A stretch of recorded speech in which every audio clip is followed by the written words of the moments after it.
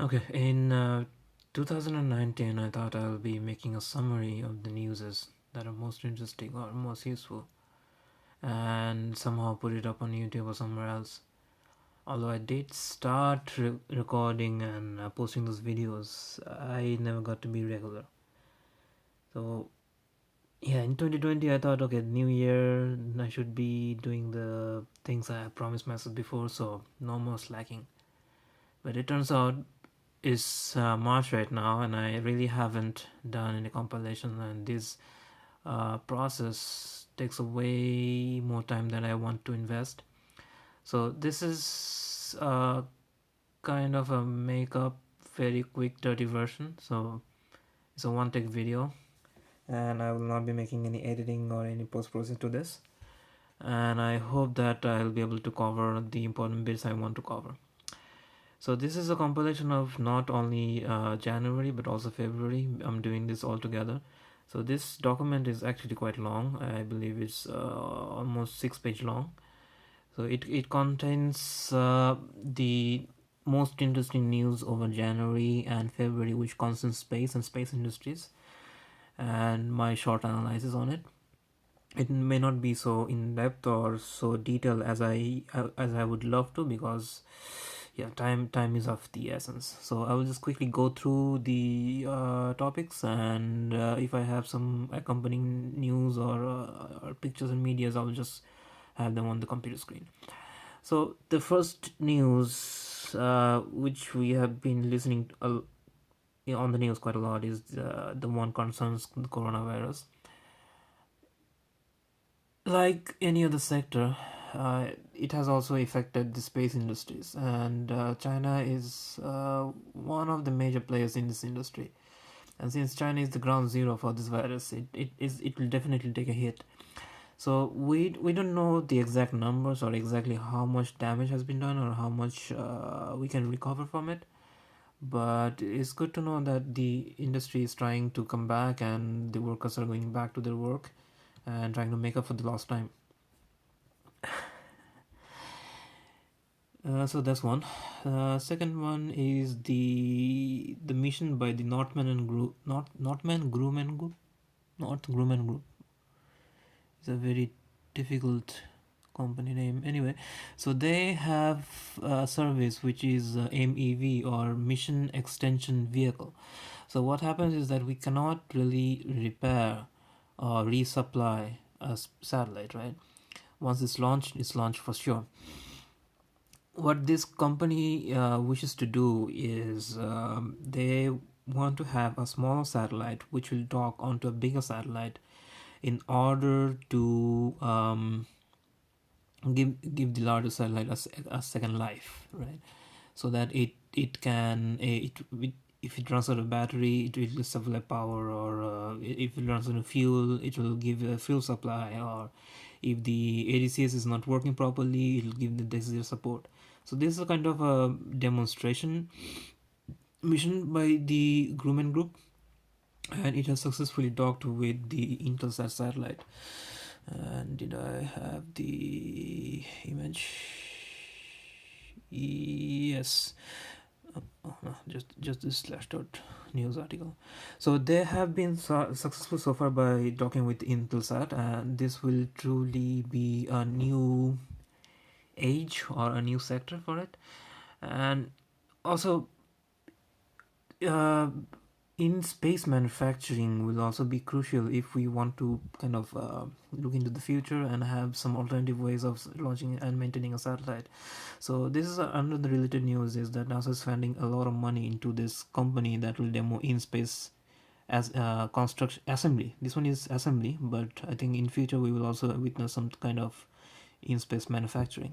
So this is a $142 million contract. This went to the Maxar Technologies. Maxar Technologies for demonstration of in-space construction technologies, including robotic assembly of communication antenna. So yeah, that's the thing to come. That's for the future. And then what? The 16-day cycle space BIP. This is a bit interesting. Yeah, people have been looking for signs of aliens or signs of life outside the Earth, and we have been listening to radio waves and we have been looking through our telescopes, right? Now, there are a number of space radio receiving network. I don't know what to call them, but you can participate in some of these experiments. You can donate your CPU's processing power to a large grid computing network and try to analyze these signals. So this is one of those FRB, or first radio burst, or fast radio burst. I forgot FRB. So they detected a 16-day signal, which is a space beep, and it's clearly apprehendable that this is a 16 days periodic cycle. Nobody knows what exactly is this, but it is very unlikely to be alien life form. I mean, yeah, we do have pulsars, but pulsars have a much more how to say defined, or we know how pulsar is formed and how they emit signals, but this one is quite interesting, and it's apparently coming from 500 million light years away. This will be interesting to know what this exactly is, but so far we don't know anything about it. Okay, the Mars 2020 mission, I kind of knew this was happening, but I never really paid very good attention to it. And once I actually started reading, when I actually read the articles, that the missions really blew my mind. I mean, getting to Mars is very, very challenging. But what the next generation of missions is planning to do is absolutely mind-blowing. So in the subsequent mission, what they're planning to do, they're gonna send this rover, which has been named very recently. This is known as the Perseverance. Yes, Perseverance rover. So this will be launched in August 2020, or somewhere in the August 2020. This will go to the Mars, collect samples, and process those samples into a canister or a tube. Those tubes will be left upon the surface of the Mars, where it will be collected by the future Mars rovers. And as the demonstration or the concept video shows, that it will then be launched into the Mars orbit, then another satellite will capture it, and that canister or that capsule will then be brought back to the Earth. So it's a very detailed and a very, very ambitious project, and if this thing is successful, this will be amazing. And they have already finished manufacturing the Mars rover, and they have already I forgot which facility it is, but they have already shipped from the manufacturing unit to the launch site. SN1, or serial number 1, this is the test test unit for the new Starship rocket that is being under development by SpaceX. So for the Starship project, the goal is ultimately to reach Mars, right? And this rocket will have enormous, gigantic launching capability. I mean, the power, the thrust is really mind-blowing. And I believe what they are doing some destructive test. So we have two kind of tests when we're doing a material failure, or we're trying to understand a material limits. So there are non-destructive tests where you do some test and try to observe the material under microscope or any spectroscope, and try to understand that what will be the limit of this material without actually destroying the product. But in destructive test, what you do is you put it into actual testing circumstances, and you let the material break. You destroy the test sample, and in the process of doing so, you figure out that what is the exact limit for the material. So they did a pressure test for the serial number 1, or the SN1 item. I don't know what to say, Starship SN1, and it exploded. I think this is a controlled explosion, for my understanding, to understand the upper limit on the pressure for the fuel tank. Okay, next is the blood clot on an astronaut. Okay, this medical report was published very recently, although the news or the happening itself is not very new, just that it has been made public recently. So, in this medical report, an unnamed astronaut was diagnosed with a blood clot while he or she was in an active mission. They were in a mission, and in some other science experiments required ultrasonography. I think it was how the body fluid flows in space. So he or she was doing an ultrasound of his or her own neck, and in during the process it was found that there is a big blood clot on his or her neck, and this was not known prior to the launch.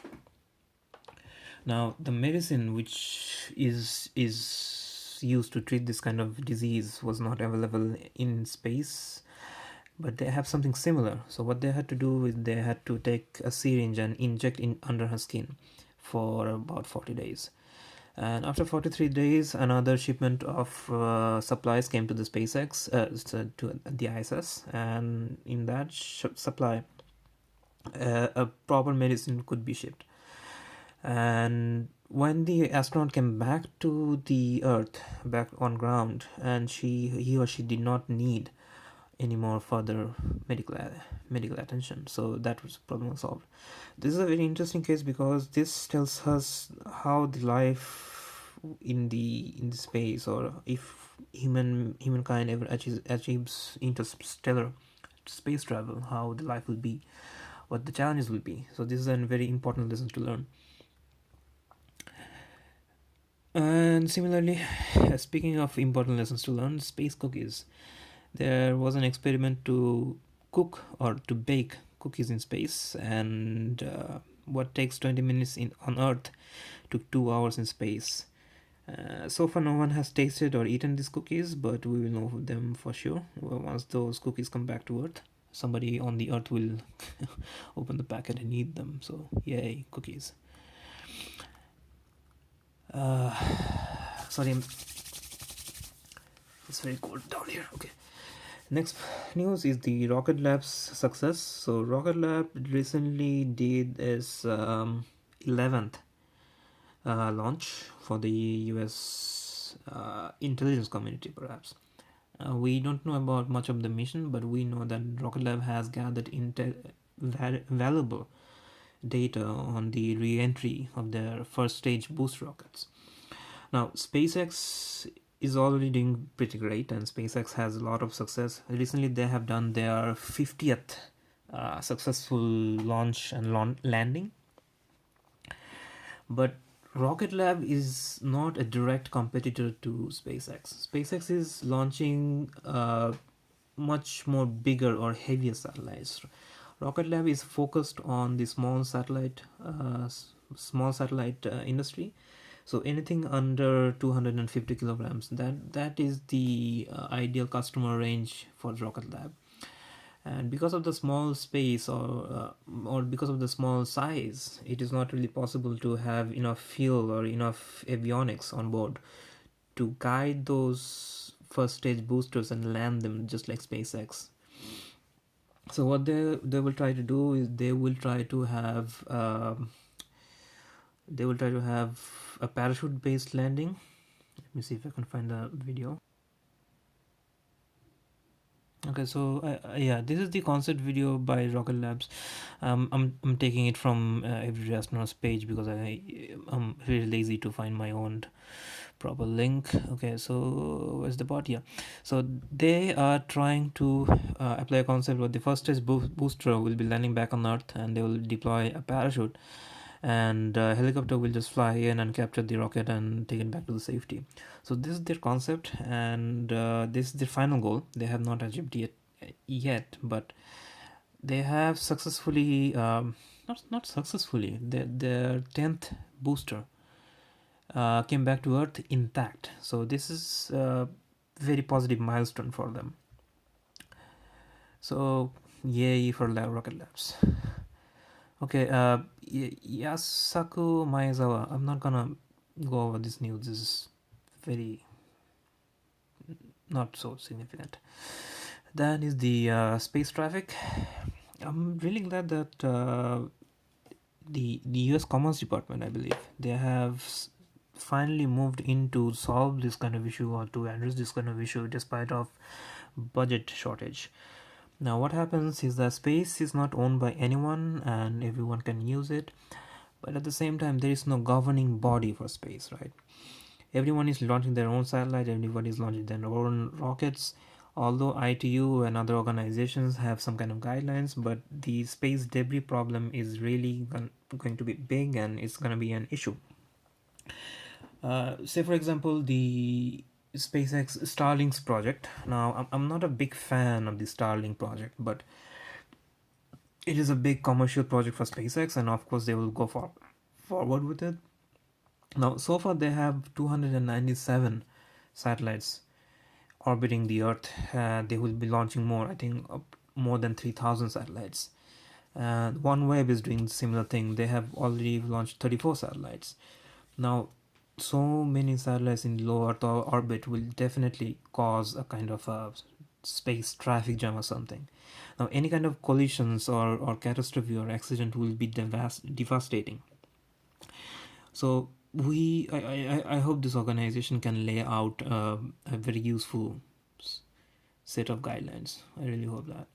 And speaking of space debris, if you are interested to know that what kind of space object is orbiting your sky right now, this company, Saver Astronautics, they are coming up with an app where you can visualize the satellites which are orbiting. So they have just announced it this month.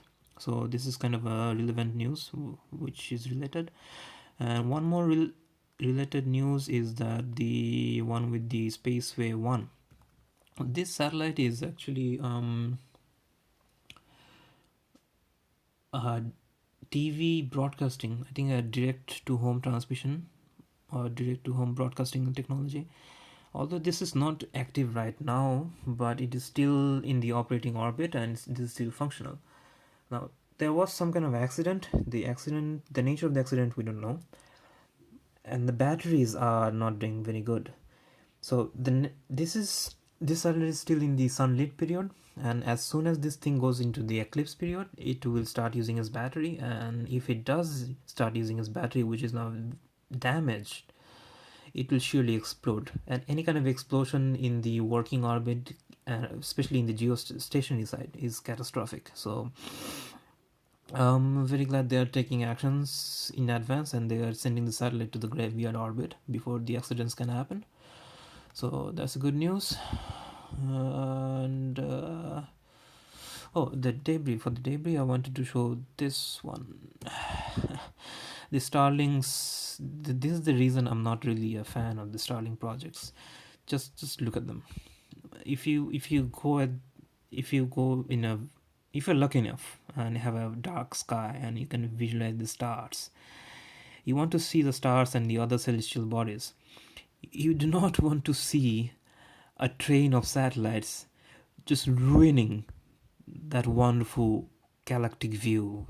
So yeah, as from an astronomical point of view, this is very unappetizing. So I know the Starlink will have a very huge commercial impact and people will need it. Eventually, I might eventually start using it, but it's not pleasant for the eyes. So yeah, not really a big fan. Okay, 2 Russian satellites are stalking US spy satellites. Now this is the kind of world we live in right now. So everyone is spying at everyone. This is very recent. I think they launched in November, and just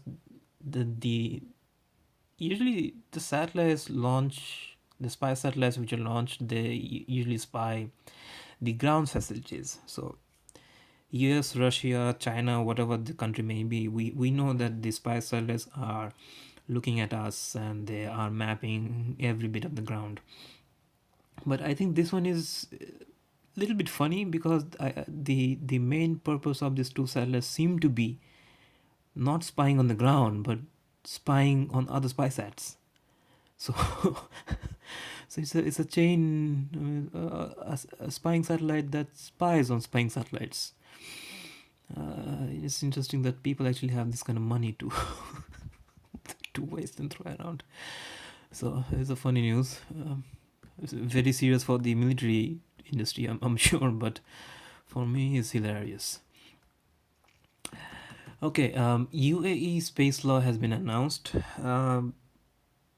I think the UAE Space Law was in action for a couple of months, but recently they had a very big conference, and the leader of Dubai, who announced it. I think I've written it somewhere. Yeah.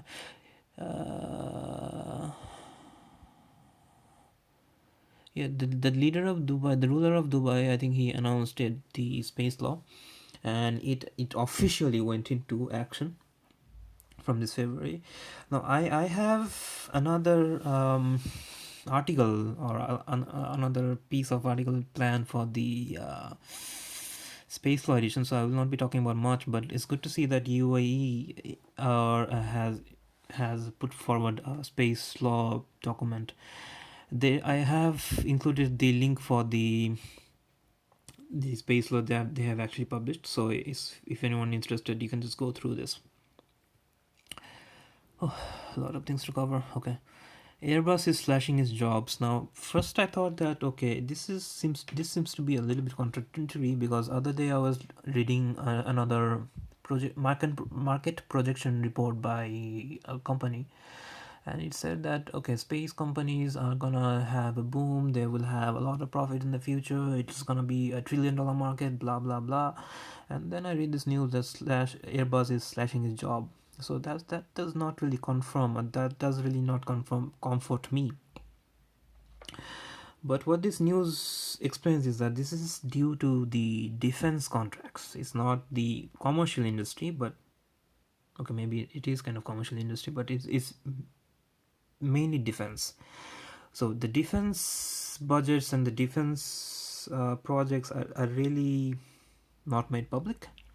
So I really cannot comment on it, but Airbus is kind of playing it safe, laying off his workers, and they're kind of restructuring because they had a very big loss of some kind. This is the exact reason I kind of script my videos, because it's already 22 minutes. I'm not finished yet, but editing takes a way longer time, so my apologies. Okay, the next is the Boeing Defense Starliner. Starliner is a project from Boeing where the Starliner capsule, will take US astronauts to the ISS or to space or wherever they need to be in space. Now, at current, I think the United States relies on the Russian rockets and the Russian crews to launch their astronauts to the space station, and for all the manned missions, they have to rely on Russia. So the focus is shifting towards the so the US is trying to make their own capacity, or to develop their own technology. Starliner is one of them. The other one is the Dragon Crew project, which is basically the same. So Boeing has also have developed a new space suit for the astronauts. Same goes for the SpaceX and also the Virgin Galactic. They all have their own spacesuits. So this test, they're supposed to do end-to-end test. So everything from the launch to the docking, they're supposed to run a whole long test. But because this whole test will take 3 days, what they decided to do is to break up the test into chunks, or the major parts. They would test part by part. And they did the testing part by part. They did find 2 major errors that needs to be corrected. But the NASA Safety Commission, or the NASA Reviewing Board, did not really accept their testing, because it was not done end to end. It was done part by part. Now this is exactly kind of the conversation I also have with my own professor, because I'm testing one part, I'm testing another part. So if you put 2 plus 2 together, it will be always 4, because it's an engineering system, it's a computer system. But the fact is, this is space, and if any mistakes happen, the mistakes can be very, very expensive. For example, if you look up Ariane 5 rocket, which exploded because very silly mistake, because they had a computing system that worked. They had the same computing system in Ariane 4 and Ariane 5. Ariane 4 worked perfectly, it did its job, but the same system did not work for Ariane 5. The only reason was that Ariane 5 was much faster, and it needed to do a computation, so a float point conversation, and this mathematical function was okay for few iterations, but eventually it started overflowing and there was an error. It's a big mess anyway. So looking at the history, I think I will agree with NASA that yes, it needs to do an end-to-end test. And also the Boeing CEO agrees that okay, all the next test they will be doing is end-to-end. So that is done. Then is the Spitzer. The Spitzer infrared telescope is retiring because it was launched 16 years ago